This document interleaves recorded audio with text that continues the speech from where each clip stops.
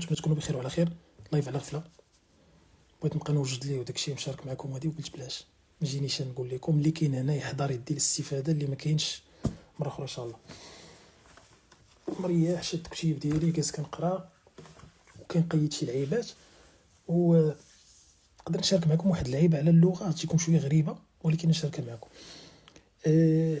قريت ما يقارب واحد 80 كتاب على تعلم اللغه وعلى اكتساب اللغه. الاشكال الوحيد اللي الا تهنيتي منه غتولي تهضر باللغه مزيان بلا مشاكل بلا والو هو الايغو. عرفتي كيبان هذا البلان هذا بعيد على المشاكل ديال تعلم اللغه، ولكن هذا البلان هو المشكل. زعما من بعد تحليل شي 80 كتاب قلت لكم ديال تعلم اللغه، المشكل اللي مخلي عباد الله ما كتعلمش وما كتقنش وما كتهضرش وما كتمارسش مزيان وشحال من حاجه هو الايغو. بنادم ما راضيش يتعلم بطريقه اللي تعلموا بها الوليدات الصغار. اي لغه ما راضيش يتعلم بالطريقه اللي هو تعلم بها اللغه الام ديالو. ما راضيش يستهلك ماتيريال اللي هو بسيط. ما راضيش يسمع الشورت ستوريز ديال وليدات صغار اللي على قد المستوى ديالو في تعلم اللغه. ما راضيش ملي يهضر يدير اغلاط. ما راضيش بزاف ديال اللعيبات ما راضيش يديروا. هاد البلان هذا اللي تغلبتي عليه عرفتي بحال كانوا شادينك بحال هكا ويطلقوك دير ديك مشى طير في اللغه ان شاء الله.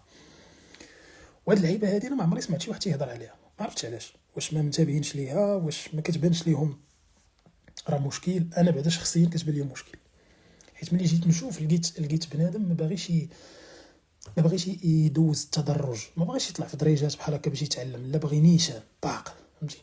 الدقه الاولى يهضر مقاد، الدقه الاولى يخرج الاصوات مزيان، الدقه الاولى ينطق كلشي هو هذاك، ما يدير حتى شي غلط، ما يقلب حتى شي حاجه مع حاجه، النبره ديال الصوت تكون بيرفكت كذا لعيبات. وهذا الشيء هذا يا اما كيخليك ما تتعلمش يا اما كيخليك ملي كتعلم اول حاجه من هذا الشيء كتخليها تحبسك فهمتي. وهذا البلان هذا بالاضافه لحوايج واحد اخرين كيخليو الناس واحلين في انهم يتعلموا. المهم هذه بعدا بغيت نشاركها معكم هي الاولى. وعليكم السلام السي عبد الاله، مرحبا اخويا بارك الله فيك. هذه الاولى.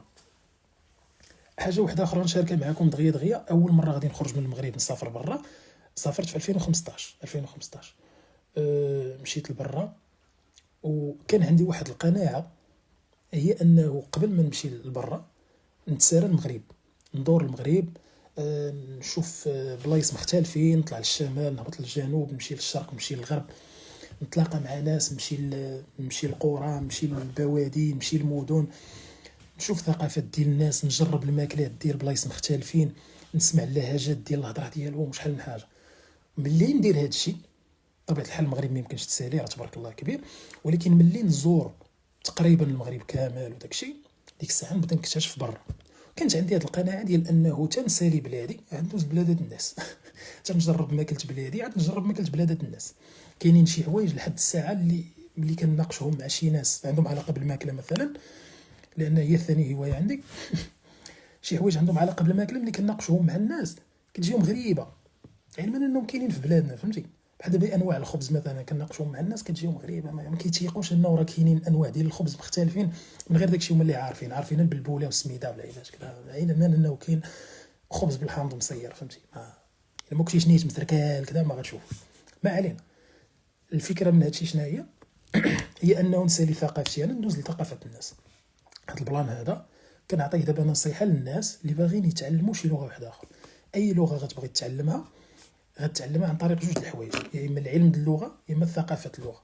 العلم د اللغه هو القواعد، صداع الراس، التركيبه ديال الجمله، الطريقه ديال طرح السؤال، الانواع ديال الكلمات في هذاك الشيء، الصوت، الاصوات ديالها وما الى ذلك.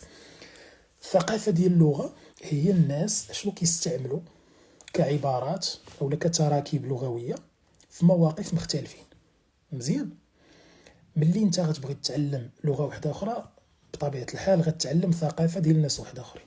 الا كنتي انت ما ضابطش الثقافه ديالك ولا انت خاوي من الداخل، ما عندكش معتقدات، ما عندكش مبادئ، ما مقتنعش بثقافتك، يجيك ساهل انك تجر لديك الثقافه الاخرى وتقدر تستهلكها بالزوين ديالها والخايب ديالها.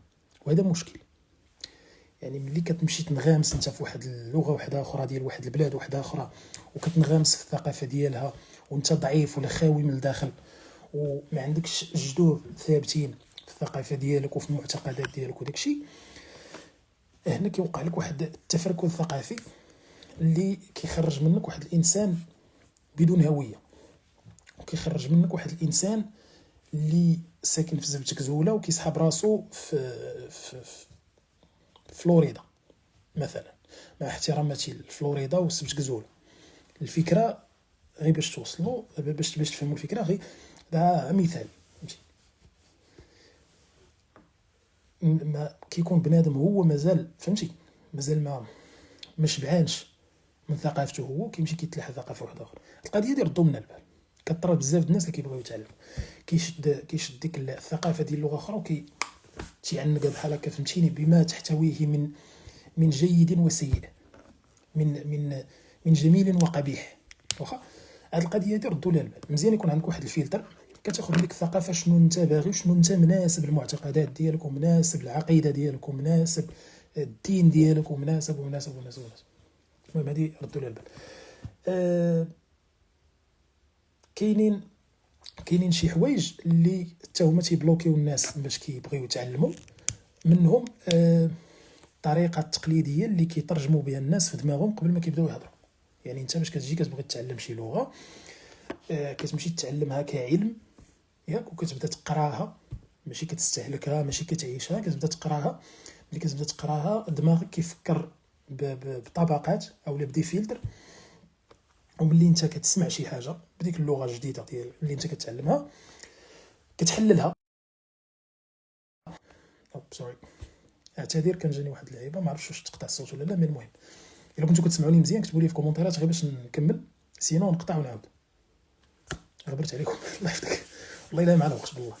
نتمنى اموركم تكون بخير وعلى خير، نتمنى كلشي يكون مزيان وكلشي يكون في صحه وعافيه، ويكون امين في سربه ويملك قوت يومه ومعافى في بدنه. رجعوا الفكره، قلنا ديك الترجمه اش كيطرا، كتفهم انت داك الشخص اللي قدامك، كتحاول تجاوبه في دماغك باللغه ديالك الام ياك، وعاد كتحاول تترجم داك الشيء اللي انت عندك في دماغك واللي باللغه الام ديالك وتقولوا ليه. هادشي هذا كيزيدك تماره على تماره، يعني بلاص ما يكون فعل رد فعل كيولي خدمه زايده عند الدماغ ديالك باش انه يفهم ويترجم وكذا وهذه، ويراعي السياق وشحال من حاجه، وتفكر شنو هما القواعد المناسبين واللي صحاح في ذاك الموقف، وهادشي كامل كيزيد يضربك تماره. دونك القضيه ديال انك تترجم في دماغك الا قدرتي تتفاداها كان احسن. باش انك تتفاداها كاين بزاف ديال النصائح فايت درتهم فيديوهات واحده اخرين في يوتيوب، وكاينين نصائح شاركتهم بحال هكا غير في ستوريات وفيديوهات خفاف. من اهم هاد النصائح هادو هو انك نتايا تنغمس في اللغه. باش نقولك تنغمس في اللغه، تحاول ما امكن انك تستهلك اللغه في اي فرصه عندك ممكنه. باش كنقول لك تستهلكها عن طريق القرايه، عن طريق السمع، عن طريق بعض المحادثات الا كان ميسر ليك. حاول هاد التليفون ديالك بدلو ديرو بلونجلي، بيسي ديالك ديرو بلونجلي. كانت عندي واحد الفكره، والله العظيم اللي كانت عندي واحد الفكره تنقول لكم في شي 2016 تقريبا، ديال انه ندير شي قهيوه فين يجيو الناس ويكون كل شيء بلونجلي. ملي كتدخل لديك القهيوه كتكونسومي بلونجلي، وكتهضر مع السرباي بلونجلي، وكتطلب الكود الويفي بلونجلي، وكتسول على لي طواليت فين كاينين بلونجلي. الا بغيتي تنوض تصلي كتطلب منه الصلايه بلونجلي، بغيتي تقول لي عاودي سخن لك القهوه كتقولها ليه بلونجلي. ويكون واحد الفضاء ديال سبيكين وديال الممارسه ديال اللونجلي. ولكن ديك الوقيته انا دماغي اش قال لي تعنكيشه وكذا، بدا كيصعب عليا. مؤخرا طلع لي واحد الفيديو ديال واحد الناس دايرين نفس البلان، اقسم بالله نفس البلان دايرينه في الجزائر، الله يكمل عليهم بالخير. فتسكت ودايرين قهوه كبيره تبارك الله، ودايرين داكشي مضبوط اللهم بارك، وتيديروا حتى دي زيفينمون كذا اللي عندهم علاقه باللغه، واللي دايرها يمكن والله اعلم واش استاذ جامعي ولا غير استاذ ديال الانجليزيه. المهم ما عرفتش، المهم فرحت باش شفت الناس دايرين.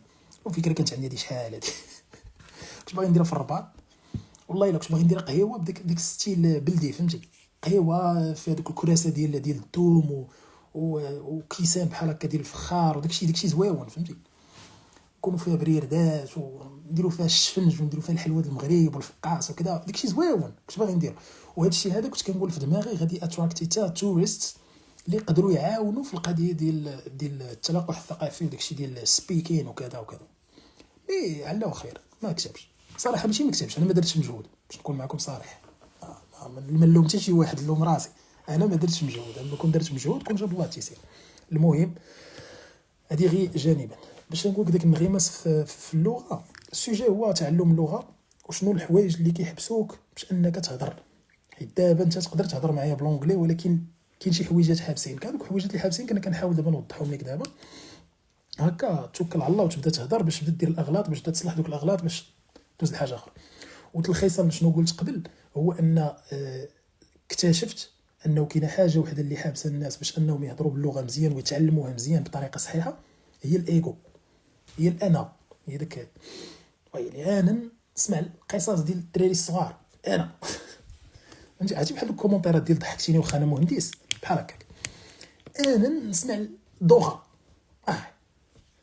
نقدر ندير ريلز ان شاء الله. مرحبا سي كمالي دالي مشرفين. يعني فهمتي داك الايجو ديال بنادم تي وهادشي راه كيطيح بنادم في شي حوايج ما عندهم حتى معنى. كتلقى بنادم شاري شي كتاب كبير اللي بعيد على المستوى ديالو ومدابز معاه وتيقول لك جاتني لونجلي صعيبه. راه ماشي جاتك لونجلي صعيبه، راه غير انت واخد واحد الحاجه اللي ماشي في وقتها دابا فهمتي. تقدر راه كما كيقولوا العلماء ديال العلماء السلف ولا قدماء السلف كانوا كيقولوا قدماء السلف. شنو قدماء؟ هما اصلا سلف ماشي يكونوا قدماء. كاين شي سلف جداد ما ديوش عليه. كما كيقولوا العلماء القدام تيقول لك ودي طعام الكبار قصه للصغار. دابا الا جينا نشوفوا نقولوا مثلا شي ماكله زوينه ما عرفتش مثلا بولفاف زوين ياك، ولكن الا عطيتيه لشي واحد شي رضيع باقي صغير يمرضوا ولا يقتلوا ولا يدير ليه شي مصيبه. يعني المشكل راه ماشي في هذاك الطعام، المشكل وقتاش كلا هذاك الرضيع. هذا هو البلان. انت كتلقى راسك شاري واحد الكتاب اولا داخل واحد الكورس اللي بعيد على المستوى ديالك وتجي تقول لي لونجلي صعيبه. لا ماشي لونجلي صعيبه، راه داك الشيء ماشي ادابتي للمستوى ديالك، ولا انت داخل واحد الحاجه اللي كبر منك. سير بتدرج، سير بشويه عليك فهمتي. تعلم كيف ما تعلموا الدراري الصغار اولا كيف ما انت نيت تعلمتي اللغه الام ديالك. فكرتيني الوالده لقاتني كنتفرج في رسوم متحركه باللغه الانجليزيه وجات تضحك عليا وتضربني بروج. عادي وضح ليها شرح ليها ولا ودي راه شنو راه هاد الرسومات ديال الدراري الصغار كيهضروا بواحد الريتم بشويه، كيستعملوا مصطلحات اللي هما سليمين ما فيهمش شي حاجه ديال الزنقه ولا شي حاجه خايبه. كيهضروا بوضوح باش الوليدات الصغار يفهموهم وكيخاطبوا واحد المستوى ديال اللغه معين. داكشي علاش انا كنسمع ليهم اشرح ليها عادي ما فيها باس. المهم هاد القضيه هذه ديال الانغماس راه شرحت لكم شنو البلان. استهلك داكشي اللي انت كدير في كل نهار استهلكو بلونجلي. انا كنقول لكم القضيه ديال لا ماجي كانت عاونتني بزاف. تلقى شي حاجه كتعجبك وتبقى تستهلكها باللغه اللي انت باغي تتعلم، راه يستحيل ما تتعلمهاش الا ان شاء الله. في الاول غتلقى مشاكل ولكن مع الوقت غيبدا داكشي فهمتي. عرفتي بحال مستويات في دماغك غاديين كيتحلوا بشويه بشويه. القضيه الاخرى من غير الانغماس اللي غتخليك ما تبقاش تترجم هي انك ما تبقاش هاز ستيلو احمر على راسك فهمتي. كاين بنادم هاز ستيلو احمر على راسو هو نيت الغلط اللي دارو باق كيبدا يصبر في راسو. هادشي هذا خليك انك انت راه ديجا مع واحد الناس اللي كيتسناوك تغلط باش يقول شتي هذه كنقرا لونجلي ودي السونطرا ودي القرايه بحال هكا. هذوك بوحدهم هكا كون بينك وبين راسك بعدا انت كتهضر وكتعلم وتبقى شاد ستيلو احمر وغادي كتصحح لراسك، وخصوصا من ناحيه القواعد وكذا ما غاديش فيه فهمتي. تلقى تسرح هضر، تلقى تسرح وهضر خرج. هادشي بحال شي روبيني قديم في شي عروبيه فهمتي. هادشي داك الروبينيات الصفرين، داك الروبيني اللي كيكون ساكت كيشوف باك كيتفورا فهمتي باش يشري لك الصداع. هذاك الروبيني اللي خليتيه في شي عروبيه مده ما تحلش وطلقتيه الماء اللي كيخرج منه كيخرج نقي كيخرج زوين كيخرج كحل قدر يخرج. عرفتي داك الصوغ ديالو باش يلاه كيتحل بحال هكاك. دابا انت غتهضر ملي تبغي تهضر بحال هكاك تخرج واحد لونجلي يخمنا، ولكن مع الوقت انت غتخرج مويها صافيه وتخرج اونجلي نقيه وتولي بخير كتسرسب بلونجلي ما عندكش مشكل.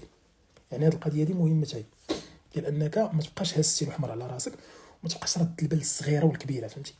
راه كاينين ناس كيقولوا ان مثلا thanks very much thanks very much كيقولوا انها من الناحيه اللغويه ماشي سليمه 100%، ولكن ها هما النيتيفز كيستعملوها. وانا دابا قلتها لكم، يلا سير دعيني. انا قلت لك thanks very much for watching. يلا شنو طرا؟ هي غلطه غير سليمه لغويا مثلا، ما كاين حتى شي اشكال، فهمتي؟ واش وصلت لك الفكره؟ فهمتيني انني بغيت نشكرك مزيان صافي. وهذا هو الهدف ديال اللغه اصلا، فهمتي؟ هو نوصل لك انا فكره وانت توصل لي فكره وهي غاده، احنا كنناقشوا وكنهضروا وكنتفاهموا صافي. يعني ما تبقاش ضاغط على راسك من الناحيه. هادشي هذا غيحيد عليك بعدا واحد التعب نفسي، فهمتي؟ تبقى باغي تهضر وخايف بوحدك. هذه مهمه القضيه. شنو اللي بغيت نقول لكم؟ حاجه اخرى، كاين واحد اللعيبه كنت قيدتها فين في الاخر، يمكن قيدتها في الاخر. ويلي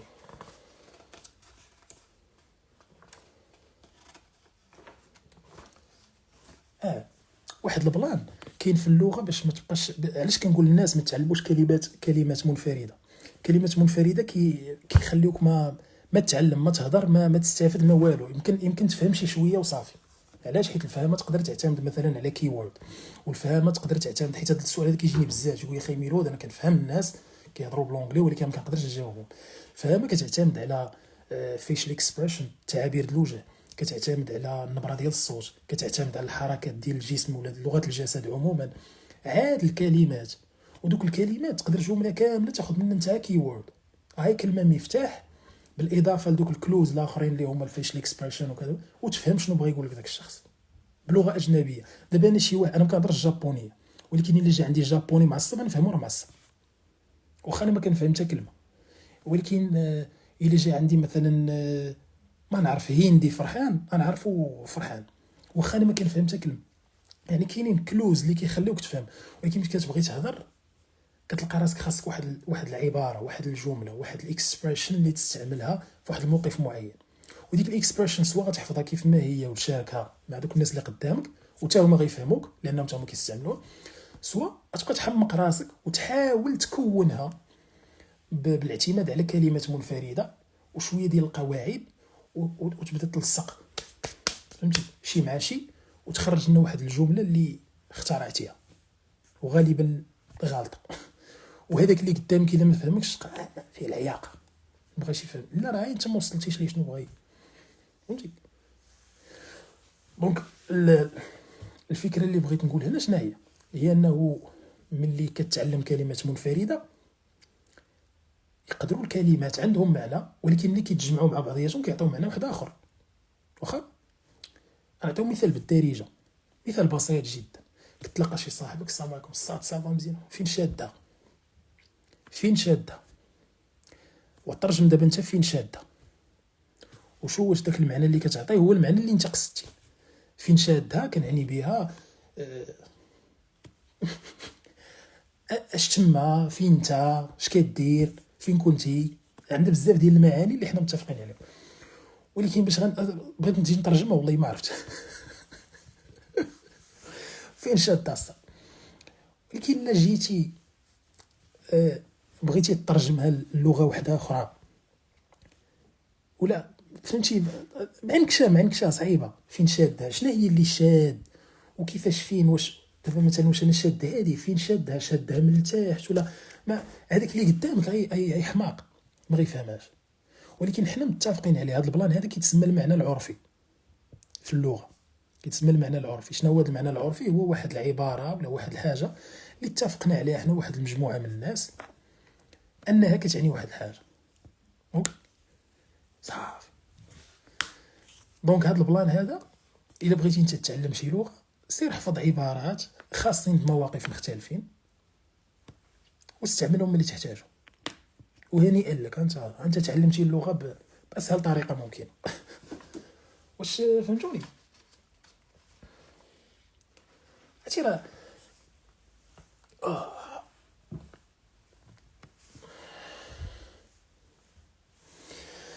مروك دارجه.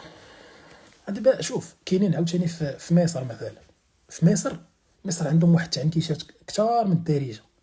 دابا مصر كيجي كيقول لك انت عامل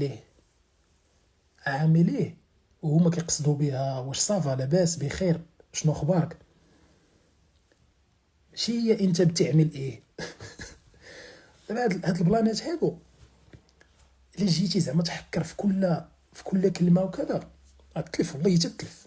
تولي تجيك اللغه ماشي صعيبه، تولي تجيك متاهه وداخل لها بلا خريطه، داخل وما عارف راسك وقتاش تخرج.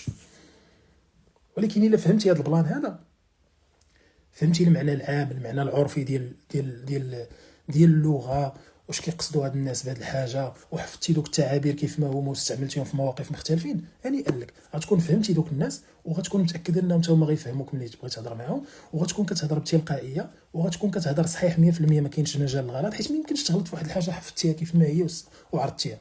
حتى نعطيكم مثال ديال شي ميريكاني جا قال لك البركه في راسك في كنازه، شنو تقول لي غلطتي؟ البركه في راسك، ما يمكنش يغلط فيها، فهمتي؟ يقدر ما ينبقاش مقاده، واخا ماشي مشكل، ما تحافيش، لانه يلاه كيتعلم، ولكن نوصل لك الفكره. شي انت تقول لي نمشي معاك بس الله يعاون صافي، حسن ما يجي يقول لك السلام انا كنتاسف على الخساره ديالكم. علاش انا خاسر ماتش؟ راه مات لي با، كيفاش كنتاسف على الخساره ديالك سي دابا؟ واش فهمتوا؟ دونك هاد البلان هذا مهم جدا، ركزوا معاه و فهمتي، اعتبروه الطريق المختصر باش انك تتعلم شي لغه، هو انك شنو دير؟ غتمشي غتحفظ عبارات خاصين بمواقف مختلفين، وغتستعملهم ملي تحتاجهم. ملي يولي عندك واحد المينيموم ديال الثقه في النفس، وتقدر تواصل وتناقش وتفهم وتجاوب وتحاور وتقضي الغرض بالانجليزيه، هذيك الساعه انا معاك. الا بغيتي تمشي تزيد تفنن شي شويه في القواعد وتفهم، وتولي ترد البال لطريقه النطق ديالك بشكل اكثر وبشكل معمق، وتولي تخدم على اكسنت مزيان مزيان. قرا ديك الساعه حتى الايتيمولوجي الله يسهل عليك، مكاينش اللي يقول لك لا. غير هو في الاول الا جيتي تبدا بهادشي غتعنكش الامور على راسك صافي، هادشي اللي كاين. المهم التفكير بالونجلي راه مهم، والترجمه في الدماغ راه كتقتل التفكير بالونجلي. الترجمه في دماغك كتقتل التفكير بالونجلي. لازم حاول تفاداها الا قدرتي، راه درت فيديوهات على بحال هاد البلانات. والقضيه ديال انك تنغمس في اللغه والثقافه ديال ديك اللغه راه مهمه، غير هو رد بالك لراسك، فهمتي؟ ما تجيش انت هكا تلاح في الثقافه الاخرى بالزوين والخايب ديالها. فلتري فلتري فلتري فلتري رحمك الله. وشوف راه كنقول انا واحد النويطه قيلها ديما تنقولها اللي هي we become good at what we practice. حنا كنوليو واعرين في داكشي اللي كنمارسو، سواء زوين سواء خايب.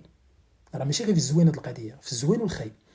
يعني اي حاجه درتيها وعاودتيها وكررتيها راه تولي فيها واعر، واخا تكون غالطه، تكون كتخربق. شتي الا وليتي كتكمي اليوم وغدا وبعدا غتولي واعر في الكمايه. فهمتي؟ زعما ماشي حيت هذيك حاجه غلطه راه ما فيهاش تدريب، وما فيهاش مستويات، وما يمكنش نوصل فيها كلشي تقدر توصل فيه الاحتراف. الله يحفظ. المهم ردوا البال الله يرحم الوالدين. هاد القضيه ديال الجمل باش تعرفوا انها راه كانت خدامه ومزيانه ومفيده وكذا داكشي كامل.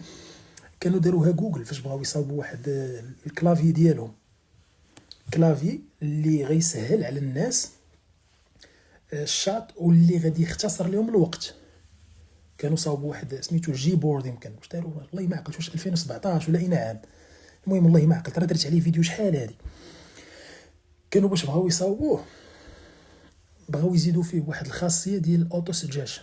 اوكي، يعني انت كتكتب شويه من الجمله وهما كيكملوها لك.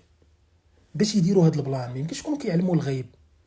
شدوا واحد الداتابيز ديال الاستعمالات ديال اللغه، ولا ديال واحد العبارات المستعمله في اللغه، وشافوا ان كاين شي عبارات كيمشيو مع بعضياتهم، فهمتي؟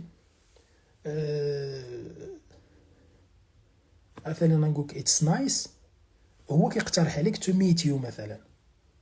علاش؟ حيت ديما كتجي اتس نايس تو ميت يو، كتجي مع بعضياتها. هي راه كتجي اتس نايس بوحدها هي، ولكن هو كيدير لك ديك تو ميت يو زعما واش هادشي اللي بغيت تقول، واش هادشي اللي بغيت تكمل، فهمتي؟ تيكمل لك. وكاينين شي بزاف ديال العبارات بحال هكا اللي كيمشيو مع بعضياتهم.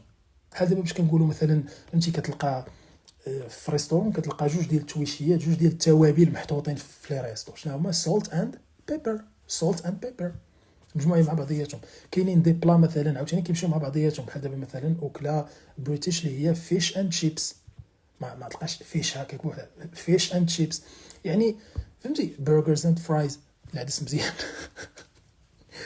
مزيان حتى هو مزيان. المهم الفكره هي هذه، يعني كانوا خدموا بهاد التقنيه هذه بالضبط. وهاد التقنيه هذه تقدر تخليك انت واعر في اللغه. كاينين كيما قلت لكم عبارات كيمشيو مع بعضياتهم.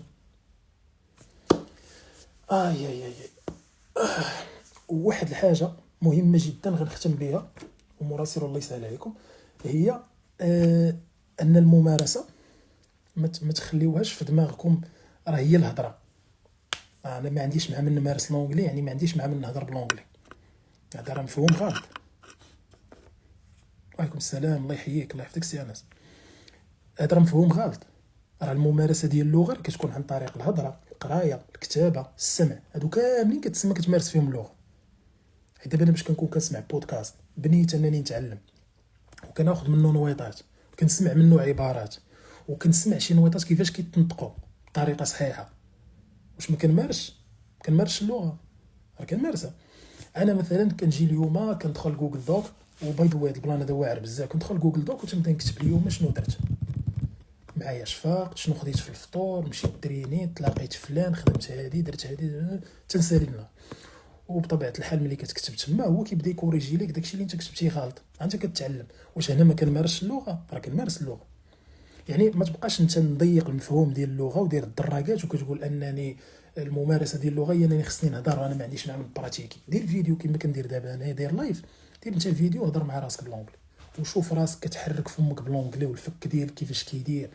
وانا نعطيك واحد تيب جميل جدا، هو ان هذا الفك السفلي ديالك خصو يهبط هكا باش تكون كتهضر بالونجلي. You have to explain. ما علينا.